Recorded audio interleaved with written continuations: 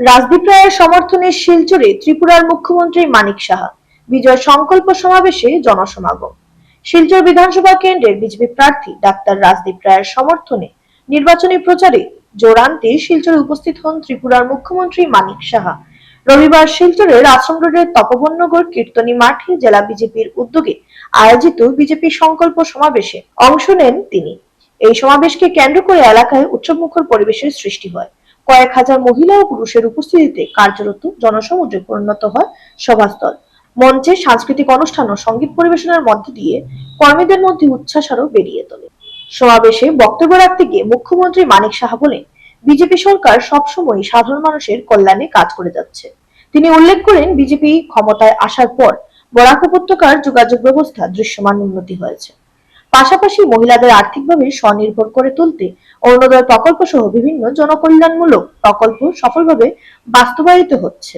তিনি আরো দাবি করেন, এই উন্নয়নের ধারাবাহিকতার সাধারণ মানুষের আস্থা বিজেপির উপর আরো দৃঢ় হয়েছে এবং তারই প্রতিফলন এবারের নির্বাচনে দেখা যাবে। শিলচর বিধানসভা কেন্দ্রেও ডাক্তার রাজদীপ রায় বড় ব্যবধানে জয়লাভ করবেন বলে তিনি আশাবাদ ব্যক্ত করেন। রাজনৈতিক প্রসঙ্গে কংগ্রেস নেতা রাহুল গান্ধীকে কটাক্ষ করে তিনি বলেন, তার নেতৃত্বে কংগ্রেস দুর্বল হয়ে পড়েছে, যা বিজেপির পক্ষে ইতিবাচক ফল বয়ে আনবে। পাশাপাশি তিনি পশ্চিমবঙ্গেও ভবিষ্যতে বিজেপি সরকার গঠনের দাবি তোলেন। এদিন তিনি আরো জানান, আগামী 3 তারিখ আসামের মুখ্যমন্ত্রী শিলচরে এসে নির্বাচনী প্রচারে অংশগ্রহণ করবেন এবং 7 তারিখ কেন্দ্রীয় স্বরাষ্ট্রমন্ত্রী অমিত শাহ রাজদীপ রায়ের সমর্থনে রোড শোতে অংশ নেবেন।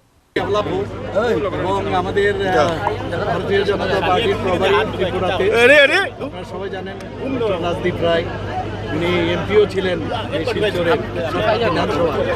এখন এই একটাই শিলচর বিধানসভার মধ্যে ওনাকে ভারতীয় জনতা পার্টির তরফ থেকে মনোনয়ন দিয়েছেন এবং আমি নিশ্চিত ওনার প্রভারী হিসাবে ওনাকে আমি দেখেছি গত 1.5 বছর ধরে ত্রিপুরাতে, এবং যেভাবে উনি কাজ করেন এবং মাটির সাথে ওনার সম্পর্ক শিলচর, এবং আমি নিশ্চিত যে আগামী দিনে যেভাবে উনি কাজ করছেন এবং এখানে পুরো আমাদের শিলচর বাসী যারা আছেন ওনাকে পূর্ণ সমর্থন জানাবেন। যেভাবে আমি এখানে একটা বিশাল জনসমাবেশ দেখলাম, আমি নিশ্চিত যে আগামী দিন সবাই, গত বছরও আমাদের এখানে জিত হাসিল হয়েছিল, কিন্তু এবার আরও বেশি পরিমাণে ভোট দিয়ে ওনাকে জয়যুক্ত করবে।